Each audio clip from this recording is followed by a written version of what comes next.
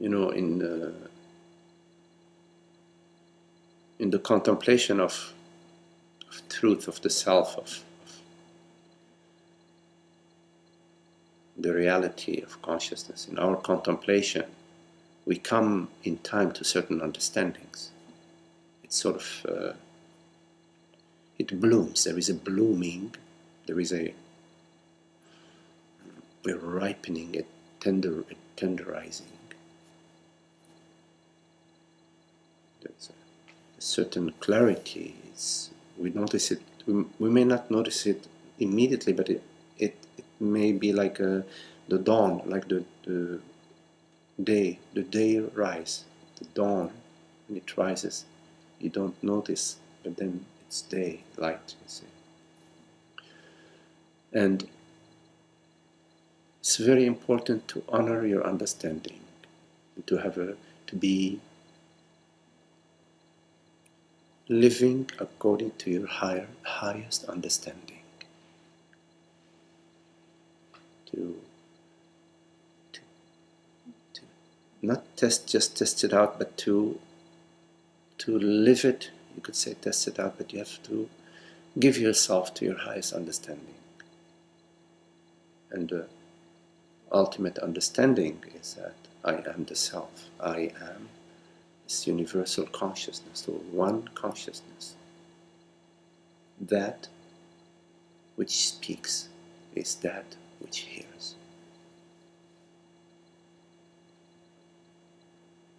That which perceives, the perceived is that which perceives.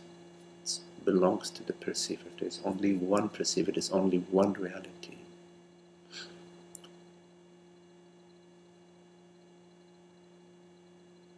And that's at the deepest level. Of course, at a relative level, there is a certain intelligence that operates in the relative realm. Somebody, you're in the street, somebody is begging for money, you're not going to give him your entire bank account. Makes no sense. There is a certain intelligence in the relative realm, and it's there. You don't need to try to figure that out. It's simple. It's easy. It's like the blood flow. The blood flows when there is an obstruction, the blood flows around the obstruction, and when there is another obstruction, then the blood at some point ceases to flow, and that body is done. It's very simple.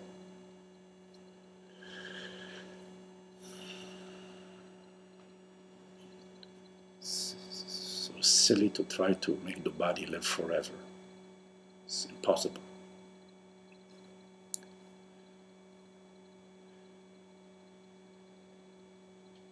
But to come to the understanding that I am the self, that I am this universal consciousness, and then to act as your habitual me, oh no, that's for me, and don't touch this and don't touch that, or I'm going to get ahead of you, etc. What's the point? There is no point in getting an understanding that you don't live. You have to live your understanding.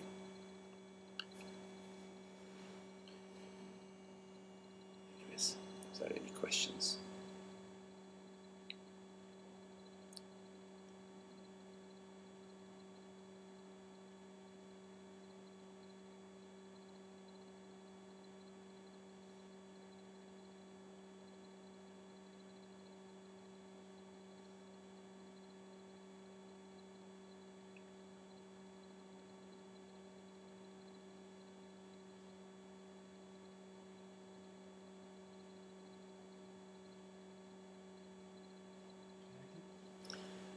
I had an experience of trying to believe in two different realities recently, and it kind of set me into a shell shock. Mm-hmm. Mm-hmm. I was listening to a video satsang, and you were talking to Ananda. I don't think I'm taking it out of context, but you said presence is not trying to improve anything because it's already the wholeness. Mm-hmm. And right away, I started feeling woozy, uneasy, and I kind of knew why, but I didn't want to analyze it too quickly because that's my common defense, to stay on top of things and not feel something. So I just started to let the feeling to stay with me. Like, cause I couldn't watch any more of the video, so I just kind of wandered around the house slowly, just looking at stuff, and I didn't even like recognize whose eyes I was looking out of. And finally, when the symptoms abated, after a while, I understood that for almost as long as I can remember, I had this sort of self-modus operandi, if you will, of improving myself, this sort of desperate need to improve myself. But I'd also been recently spending a lot of time contemplating consciousness, and all of a sudden in that one statement, both of them came up simultaneously. And it was like, wait a minute, they both can't be true. And ever since then, I'm much more quickly able to realize when I'm acting out of this habit of trying to improve myself. Yes. And I notice a lot less compulsiveness or thinking that everything relates to a separate individual. Yes. Yes. Yes. Oh. And yet you could, for example, be learning how to play the piano. Yeah, that's something different. And be improving. I had a different motive. Yes. It wasn't celebrating life. It was like, get me out of my wretched state. Yes, right. Because there isn't an identification when you are, celebrating your freedom to play the guitar or do some gardening, or you see, so there may be way of, for example, backpacking, way of improving how to. But it's the identification. It's like improving the me. You see, improving me. The identification that that something defines me. Yes, consciousness. Nothing defines consciousness. Consciousness defines everything, one could say that, but nothing defines it. So your dreams, your dream appearances, whether it's a purple butterfly or a pink flying elephant, don't define the dreamer. You define, pink elephant, a beautiful lake, Yes, it's consciousness, the light of consciousness shines onto the world, body, mind. It is the light of the sun that shines onto the moon, and that's how the moon is lit. The moonshine is actually the sunshine, because there is no such a thing as a moonshine. It does not. It's an inert planet. Well, yeah, that's beautiful.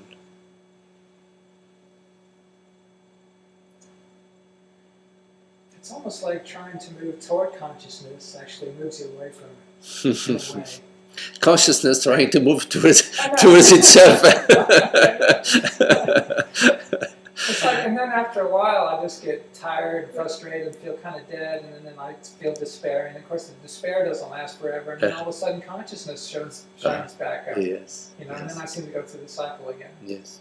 Everything that you experience, any feelings, thoughts, emotions, anything that you experience, always the experiencer is there. Oh, pardon me? Always the experiencer is there. Oh, yeah. Consciousness is what's experiencing. You see, consciousness is what experiencing. But there is the impression sometimes. An old impression that it's not consciousness, that I am not the perceiving consciousness. I am somebody. I am something. You see. So that's when consciousness sort of forgets that in fact it is consciousness that right now speaks and consciousness right now that hears. It forgets that and imagines some me, a me thing, a me character, that consciousness is now a me. And now there is like a personal consciousness, sort of there is a contraction of the openness into a me.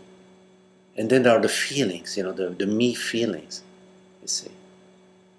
A feeling is just, it's an open space of consciousness with a certain bodily sensation. This bodily sensation, for example, an itch, or just there is a general bodily sensation right now. You can you turn your attention to it? It's general bodily sensation, completely neutral.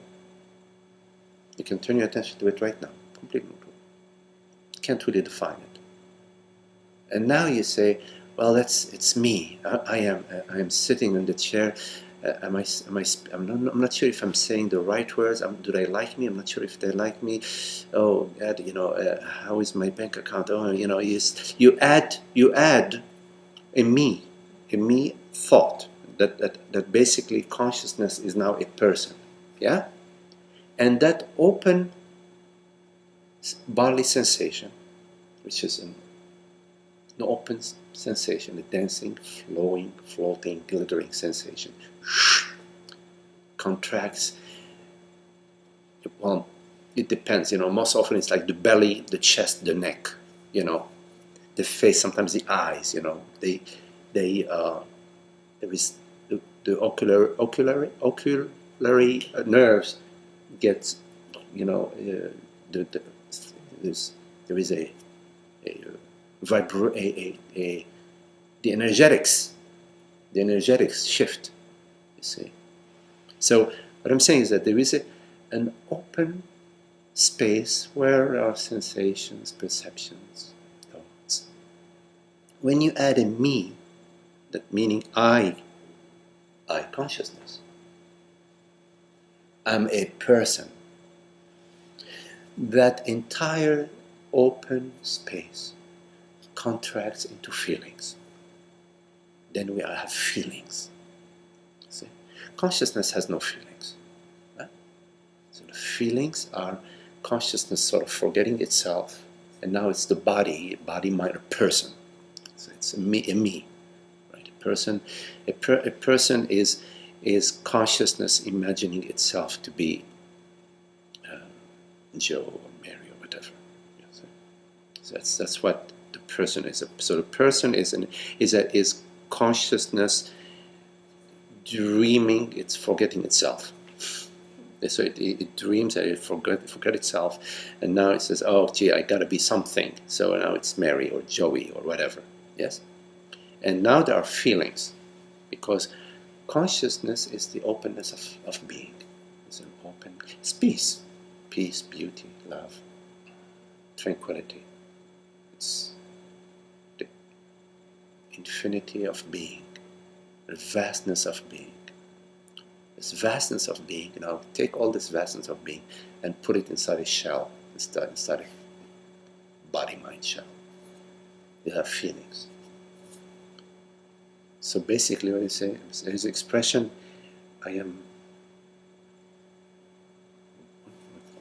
out of my skin. What is the expression? I'm trying to, when somebody's feeling, I want to crawl out of my skin. Somebody's expression, crawl. In a way, consciousness has no skin. When you put the skin around consciousness, he just wants to crawl out of his skin, But in fact, it's all a joke, because consciousness doesn't have a skin. So, I don't know, this just came to mind, it's crawling out of my skin.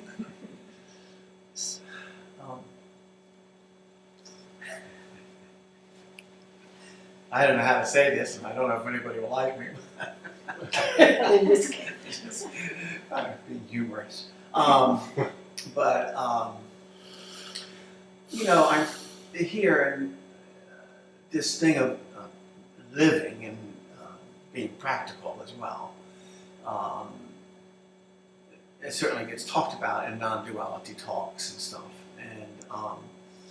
And I've been listening a lot about the idea that awareness or consciousness expresses, okay, and beauty, love, happiness, so forth and so on. Those are words, and joy. And so, this, a lot of times when I hear talk about, improving oneself or the state of the world, what's going on, and sometimes you just, it's almost like there's everything is the way it is because it is. And there's a truth to that, because it is. but there's also the thought that, okay, then there's nothing to do, you know, which is not true, because doing will happen. But I guess my question would be that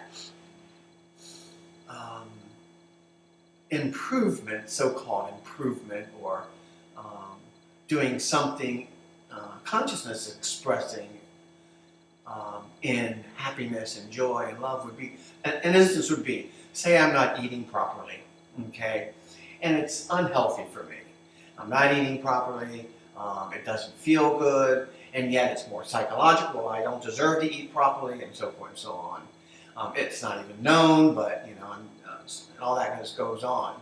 Well, I don't say, well, I'm not eating properly, you know, I don't need to improve that because I'm aware of this. You know, that would be foolish. Or certainly it would not be No, you are love and love and joy and beauty and all that. So that's my question. It appears that there can be some type of improvement type of thing, call it improvement if you want to call it, that it, when it does involve this expression of love, beauty, joy. Mm-hmm.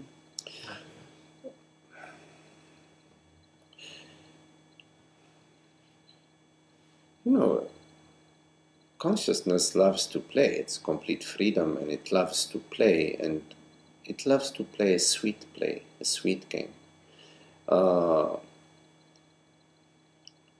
So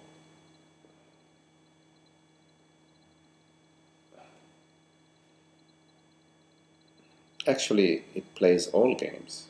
You know, it plays forgetting itself.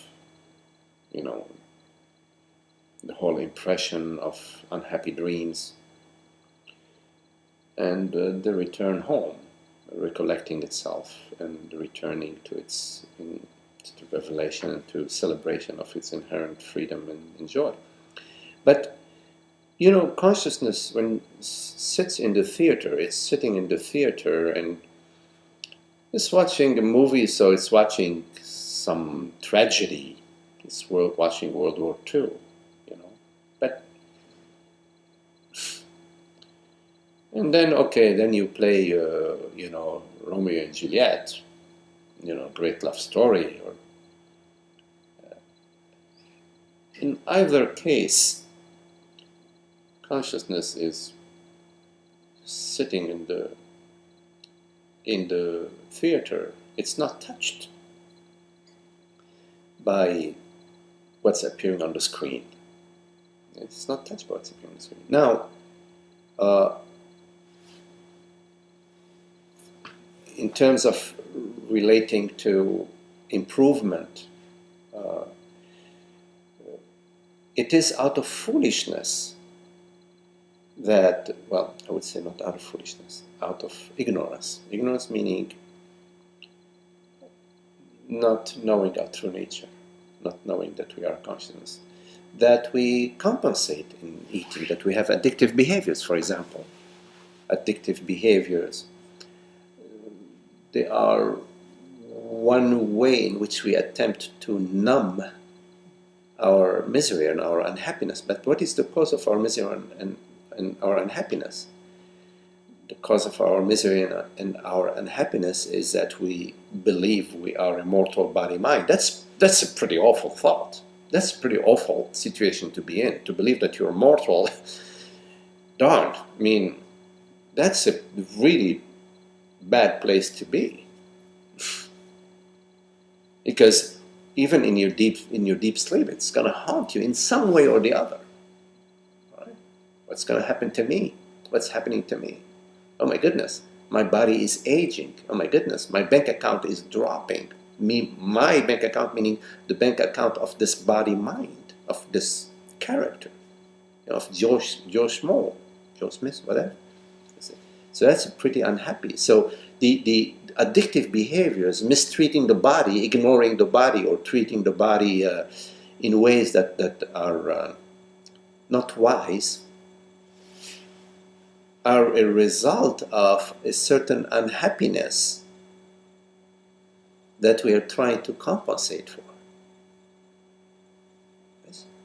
So, so the improvement business, as long as you still have the unhappiness, all you can do in the improvement business is to switch your addictions. You can alter your addiction. Say, okay, well, fine, I'm gonna stop smoking. I'm gonna do sex, you know, and then say, oh, I'm gonna stop doing sex. I'm gonna do, you know, food or whatever, wine or drugs, or oh, I'm gonna do work. I'm gonna work, and then oh, I'm not work. I'm etc. You're gonna just alter your addictions. This doesn't mean you're improving. There are some people who have addictions to a healthy body, and they just work, you know, their body, their perfect body can do 750 push-ups on one hand or whatever, you know. But that's still not happiness. That's not improving your body. That's improving the body, but it's not improving. It's not an improvement. It's a shift of your addiction, because there is still the misery and the unhappiness behind. So, in fact, if you want to really talk about improvement in a serious way, then you have to go to the cause of your misery, not just to treat the symptom. You have to go to what is the core of the misery.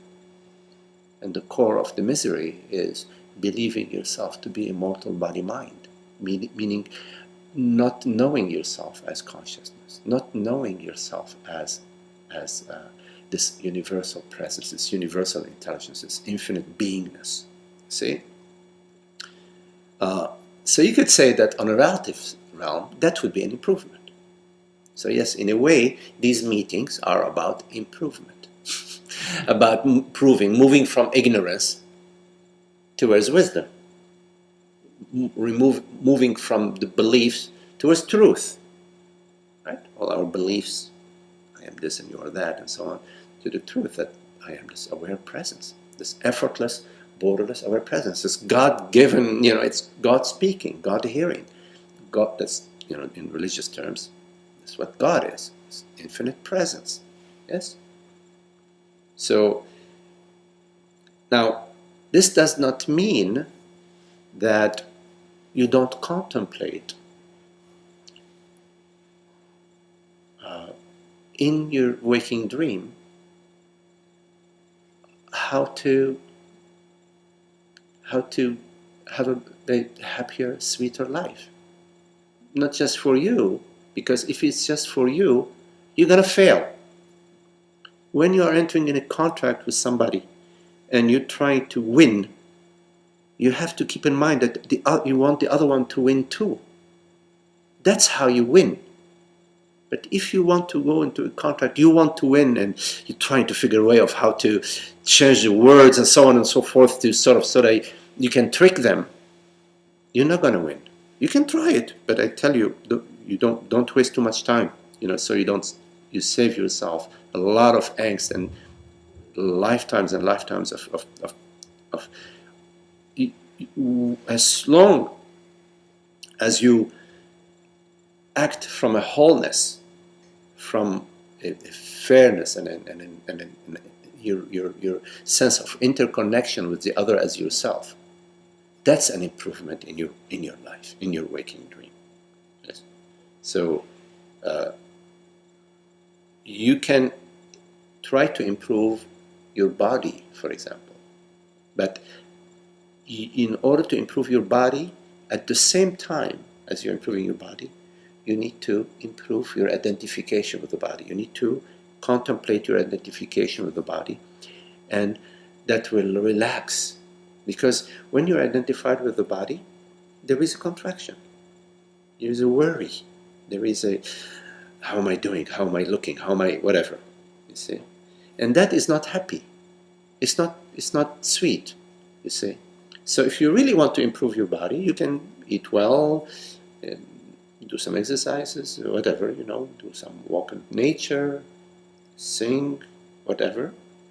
But at the same time, you have to remove this ongoing contraction that I am this body that is unhappy.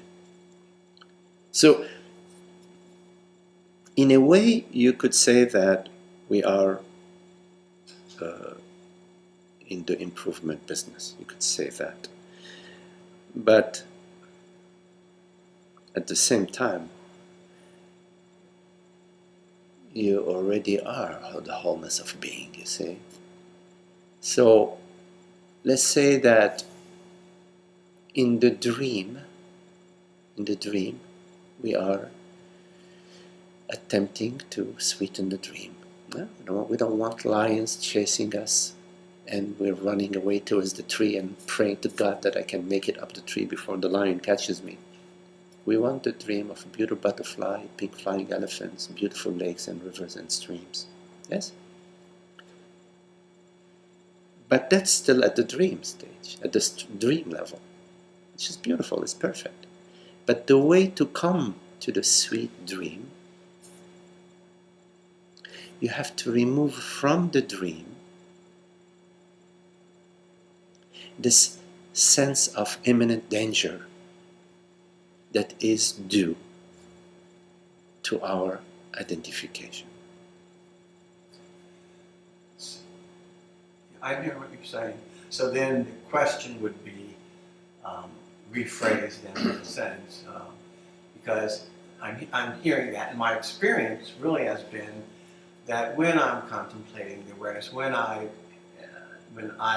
know that the thoughts and all those things are not permanent, when that's understood, and so forth and so on, I can see how impermanent they are. And when I don't have, for instance, like eating properly, when it's even that is not a personal, a me thing, as if I'm going to improve me, and then I'll get to consciousness and awareness, or or that will get me there.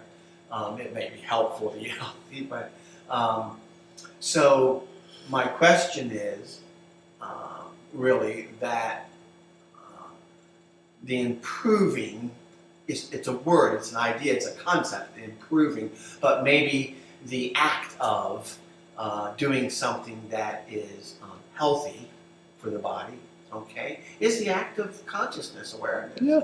It is expression, expresses that. So in some sense, what happens is, or in a lot of the sense, what happens is the other thoughts, the other psychological stuff, sort of dissolves, goes, because there's no need for it. Mm-hmm. You know, so in some sense, is that correct? Is that Well, the more you experience?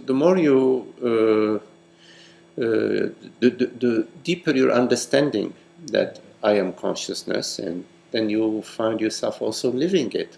And in living I am consciousness, then all the compensatory and all the addictive thoughts and behaviors no longer, they may appear here and there, but overall they quiet down. So then, that's a beautiful byproduct. It's not the objective. It's not the objective. It's a beautiful byproduct of the understanding of the self. Is that the dream sweetens, but that's not the objective. A happy dream doesn't mean a realized self. Meaning, if you have a great musician that is living their life of music, it's just beautiful. They love to play music, to perform, to share music, to practice music, to read music, to compose music, etc. You could say that's a happy life. It's a happy dream, but that's not the revelation of the self. You could have, for example, you could have a cancerous body and still be the self is revealed. I think Ramana Maharshi, the sage Ramana Maharshi, in Arunachala, in India, he the past couple of years of his life, the body got cancerous. Jean Klein, the great sage, European sage, the last few years of his life, he had a stroke, and the body was, in a different. So a happy body-mind does not mean happiness. It just refers to a happy body-mind or an unhappy body-mind. If you have some sort of, the body has some ailment and pain, you could say that's an unhappy body. But there could be a sage. This could be happening to a sage. What was the last? You asked me something. Well, that's it. I think really, in a sense, because I've heard people share this, that it's impersonal. That's a difficult one in the very beginning for me, the idea of impersonal. But beginning to see the falsity of that, that there is no person, that there isn't this person, it's an idea, it's a notion, etc. Then one understands that more so, and so the goal isn't to improve a person or a body necessarily and all that kind of stuff, but certainly when one eats healthily or whatever, people say, "Oh, you do well," or you're eating better than what you used to, so that's an improvement. Sure. I mean, there can be an improvement with that identification. You could alter your diet out of your understanding that a vegetarian, organic, clean diet is good. It's good for the body, and you come to this understanding and you do that. But to be identified with the body, that's a different thing. You could be doing that because you also feel, I need to take care of my body, but because of the identification with the body, there is also an unhappiness. It's a good thing to be eating, healthy vegetarian food, but because of the identification, there's a toxicity. The toxicity of identification is there, you see. So, yes, you could make wise choices, intelligent choices, more enlightened choices in your life, your relationships, in your decisions, but without identification, or unhappily with identification. So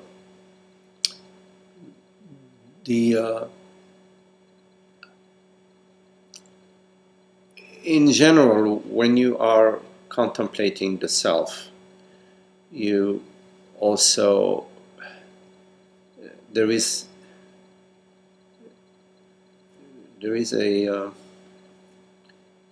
broadening of your understanding, and the broadening of your understanding would not be just limited to what am I. It will also sort of radiates in the dream, in the entire all your experiences.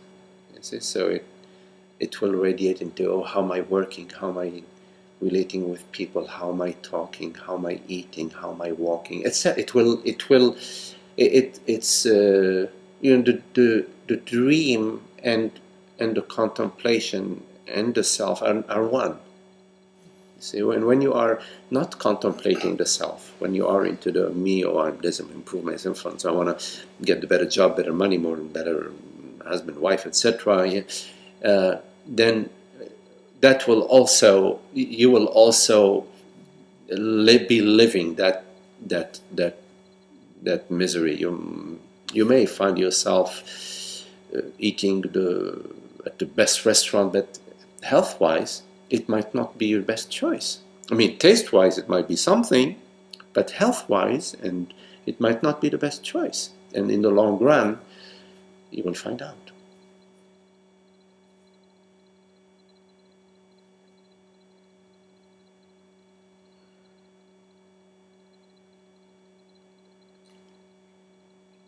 So the improvements in your life will come naturally out of your contemplation, out of your interest. Your interests will broaden, will widen. And we don't know where your interest may go. You might become interested in people suffering in Ethiopia. Who knows? I don't know.